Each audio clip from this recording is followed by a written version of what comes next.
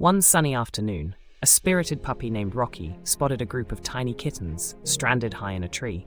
With their little meows echoing through the neighborhood, he knew he had to act fast.